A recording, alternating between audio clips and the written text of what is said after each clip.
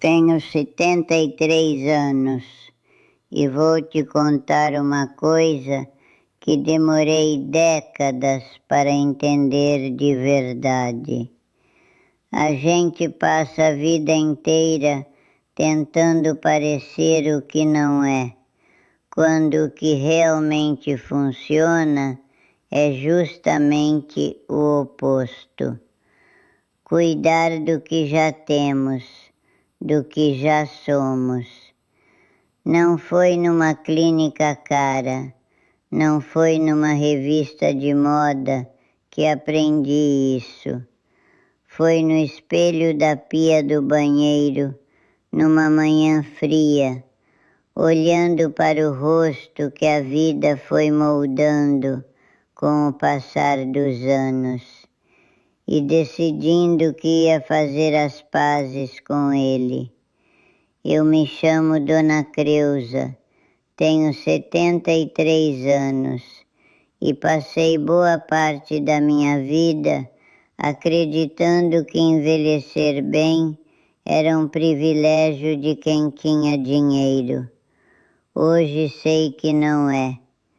Hoje sei que é uma escolha feita todo dia, em pequenas coisas que a gente muitas vezes nem percebe que está negligenciando. A primeira coisa que aprendi e que até hoje considero a mais importante de tudo foi sobre água. Parece simples demais para ser verdade, mas é exatamente isso, água. Durante anos eu mal bebia água. Tomava café da manhã ao entardecer, tomava suco adoçado no almoço e achava que estava bem. Minha filha Renata, certa vez, segurou meu rosto nas mãos dela com aquela delicadeza de quem tem medo de machucar e disse: "Mãe, sua pele está tão seca." Aquilo doeu mais do que ela imaginava. Não pelo comentário em si, mas porque eu sabia que ela estava certa e sabia também que eu não estava me cuidando de verdade. Quando a gente fica mais velha, o corpo perde aquela sensação de sede que tinha antes. Você não sente sede, aí não bebe, aí a pele vai murchando aos poucos, como uma fruta que ficou esquecida na fruteira.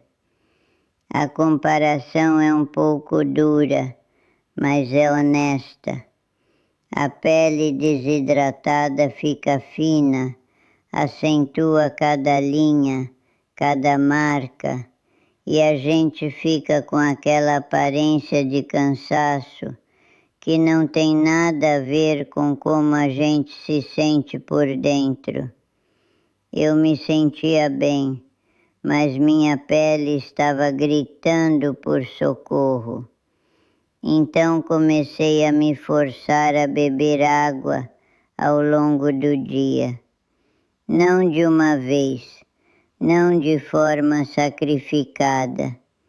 Comecei a deixar um copo cheio na mesa do café da manhã, outro no criado mudo, outro na cozinha.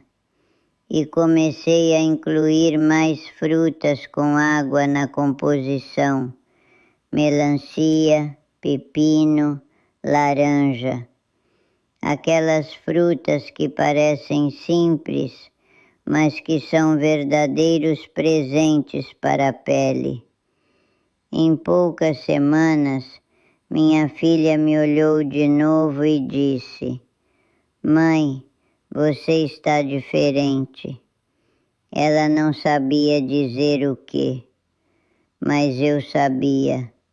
Era a pele voltando a viver. E tem outra coisa que aprendi sobre cuidar do rosto, que mudou minha relação com o espelho de um jeito que nenhum creme jamais conseguiu.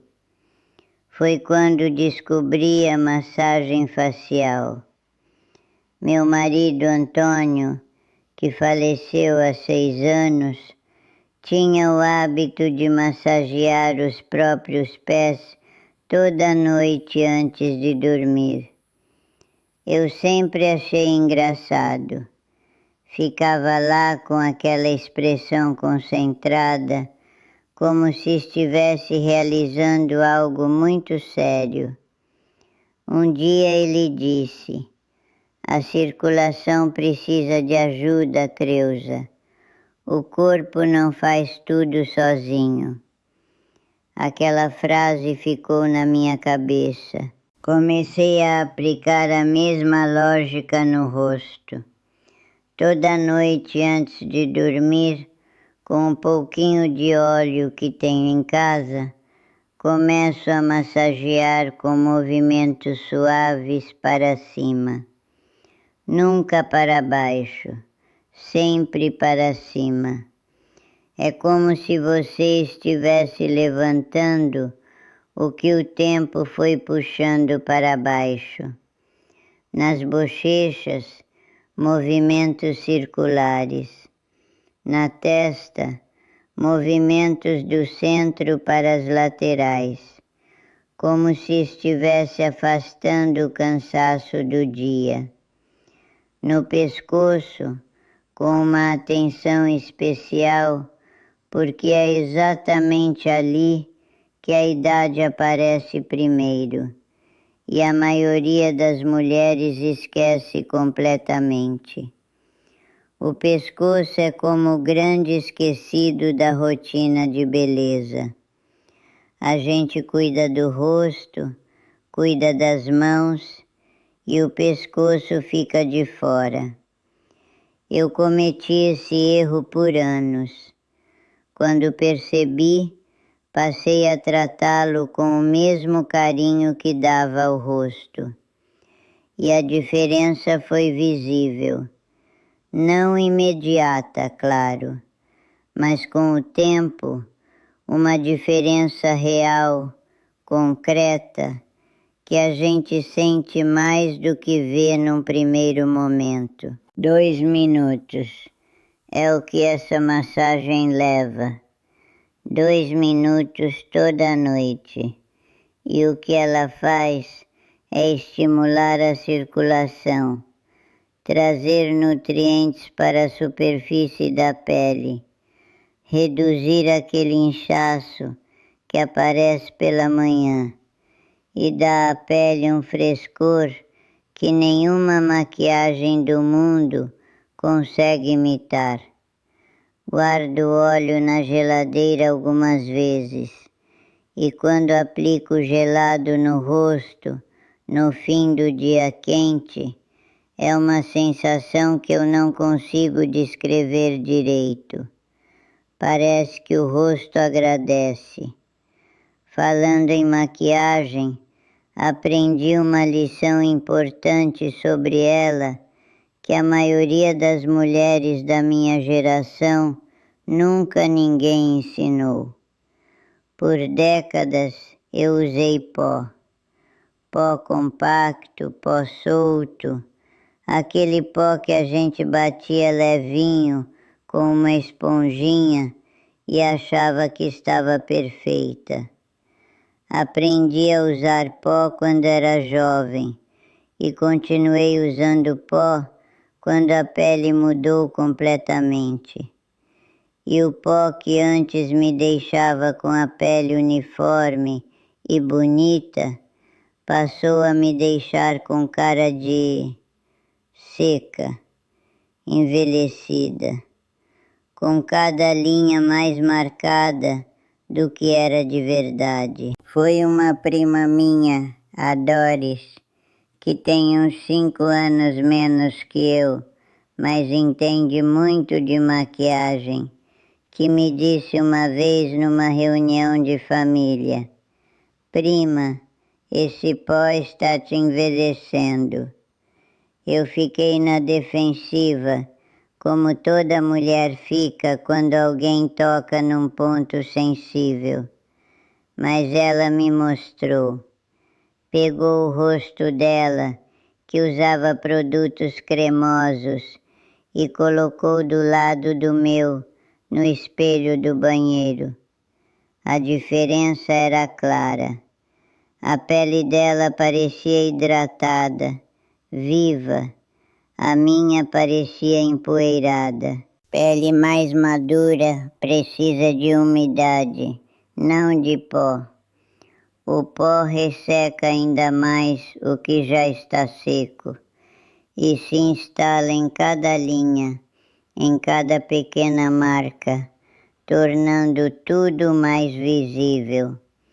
A solução é simples: produtos cremosos, blush cremoso, iluminador líquido, base leve ou até um hidratante com cor que a gente conhece como BB Cream. Esses produtos se fundem com a pele em vez de pousar sobre ela.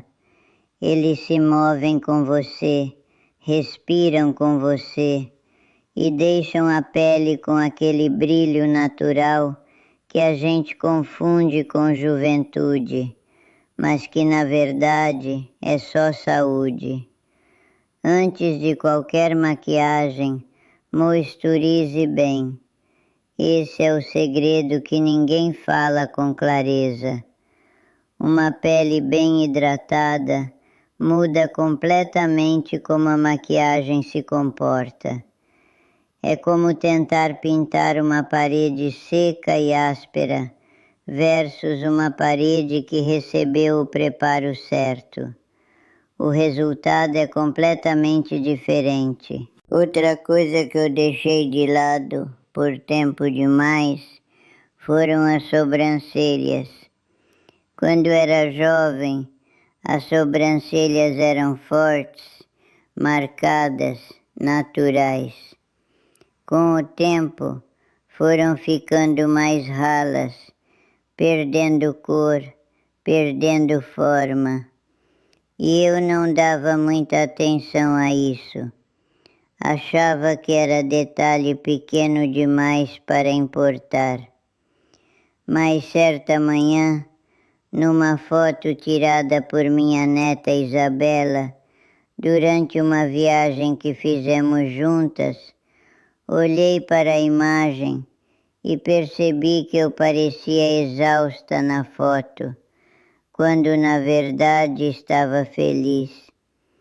Havia algo no meu rosto que não comunicava o que eu sentia. Demorei um tempo para perceber o que era. Eram as sobrancelhas, caídas, ralas, sem definição. Elas puxavam toda a expressão do rosto para baixo. Aprendi a preencher as sobrancelhas com um lápis suave, um tom ligeiramente mais claro que o cabelo, com traços pequenos imitando os fios naturais.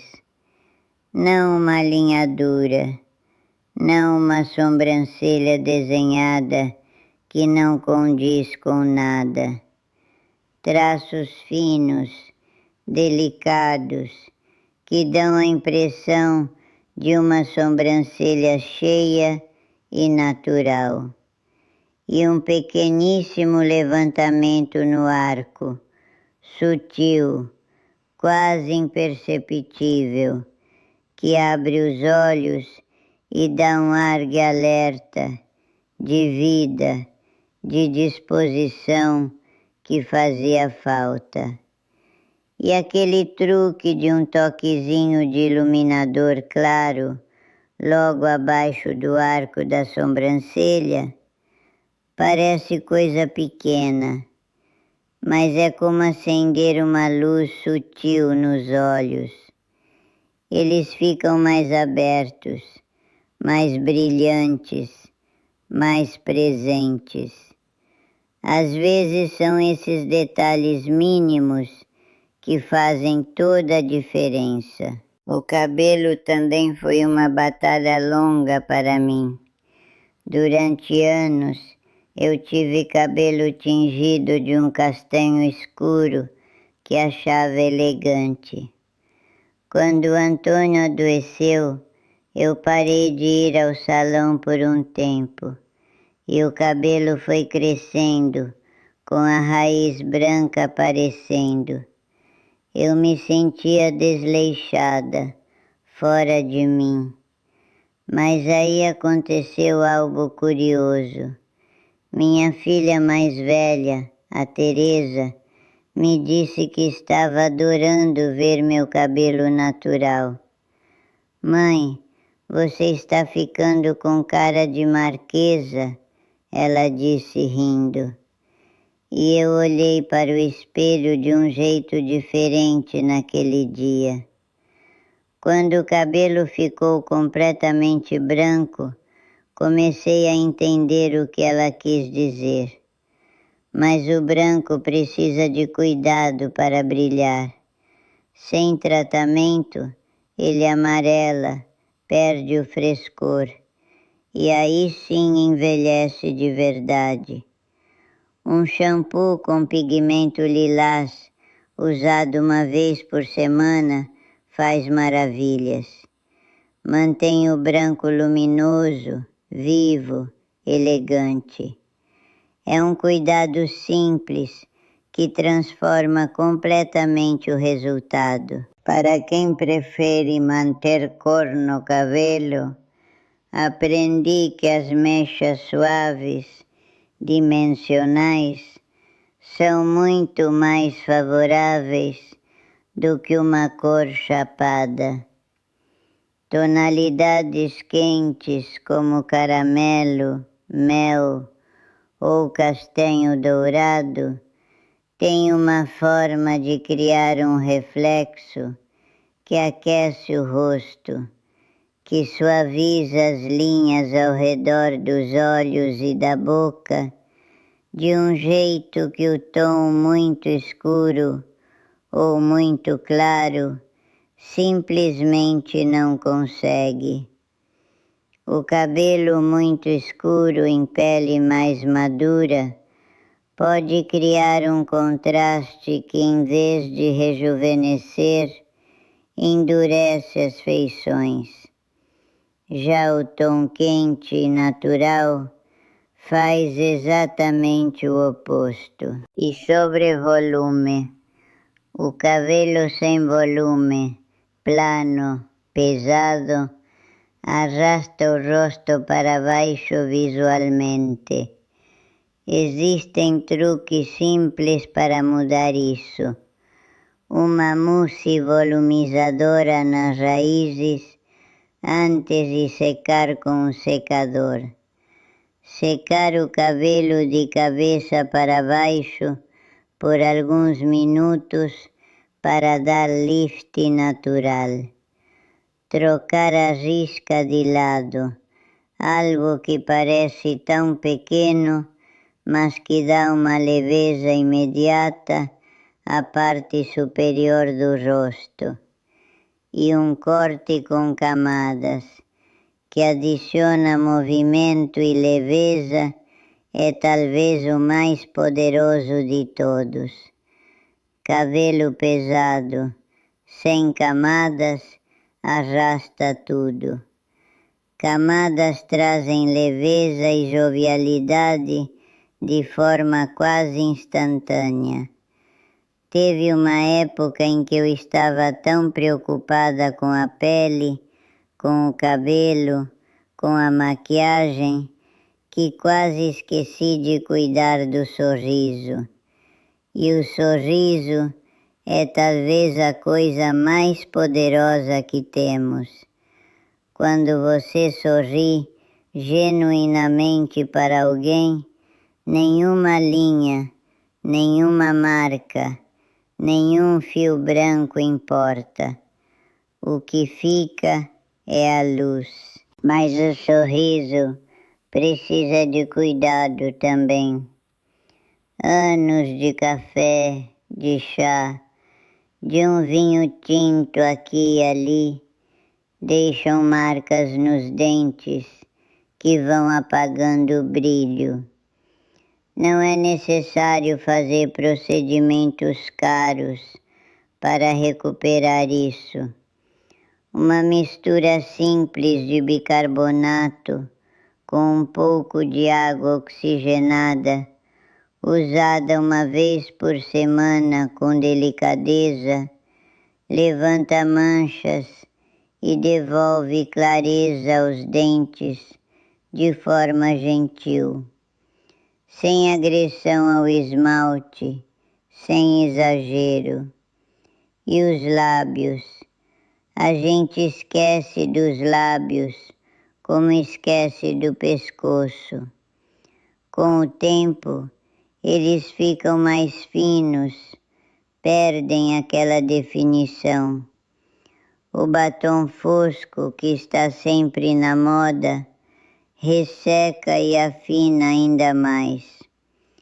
Trocar por batons cremosos, hidratantes, em tons suaves como pêssego, rosé ou vinho claro, transforma completamente.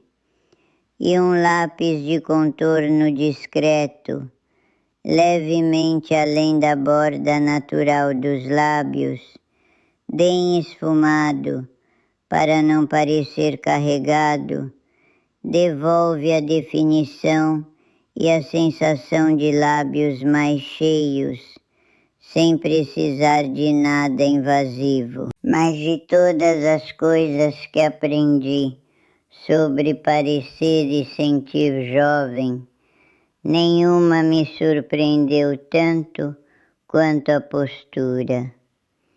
Eu era uma mulher que carregava muito. Criei 3 filhos, trabalhei por décadas, cuidei do Antônio durante a doença dele, cuidei da minha própria mãe até o fim. Esse peso todo foi se instalando nas costas, nos ombros, na inclinação da cabeça. Aos poucos, fui ficando curvada sem perceber. Foi minha ortopedista, a doutora Sônia, que me chamou a atenção de forma direta. A senhora está com 66 anos e parece que está carregando 80. Aquilo foi um choque, mas foi um choque necessário. Ela me explicou que a postura encurvada não afeta só a aparência, afeta a respiração, a digestão, o humor. O corpo curvado é como uma flor que fechou as pétalas. Comecei a prestar atenção quando estava sentada, quando estava em pé, quando estava caminhando. Aquela imagem de um fio imaginário puxando o topo da cabeça para o alto me ajudou muito. É uma imagem boba, mas funciona. Você começa a se imaginar mais alto e o corpo responde a isso. Os ombros se abrem, o peito se ergue, o queixo se levanta. Fortaleci o core com exercícios suaves de pilates que comecei a fazer em casa. Não é necessário academia, não é necessário equipamento. Contrações suaves, posturas de yoga básicas, movimentos que fortalecem a região abdominal, que é o que sustenta a coluna. Com o core mais forte, ficar em pé corretamente fica mais fácil. Menos esforço, mais natural. E quando me sento, hoje tenho o cuidado de não deixar as costas colapsarem na cadeira. Uso uma almofada pequena no apoio lombar, que mudou completamente meu conforto ao longo do dia, e mantenho os pés apoiados no chão, a coluna alinhada com o encosto. Mas o que me impressionou mais foi o efeito psicológico.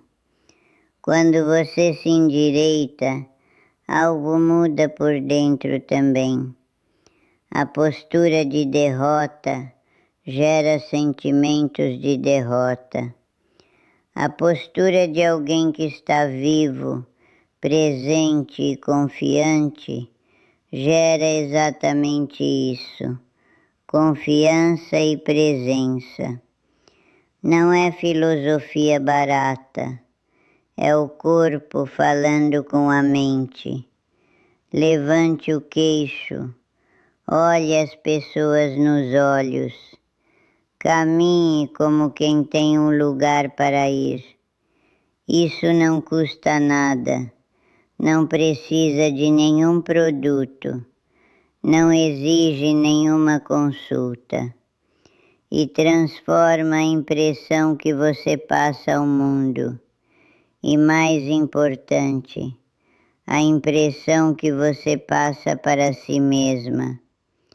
73 anos me ensinaram que beleza de verdade é um conjunto de pequenas escolhas diárias que se acumulam ao longo do tempo. Não é sobre negar a idade, não é sobre fingir que o tempo não passou. É sobre honrar o que foi construído, cuidar do que ainda temos e aparecer no mundo com a cabeça erguida e a pele hidratada. A água que você bebe hoje vai aparecer no seu rosto semana que vem. A massagem que você faz hoje vai aparecer no tônus do seu rosto no mês que vem. Os 2 minutos de cuidado que você dedica ao espelho toda noite se transformam em anos a menos no que o mundo enxerga quando olha para você. Não porque você está escondendo a idade, mas porque está cuidando de si. E isso, acredite, todo mundo vê.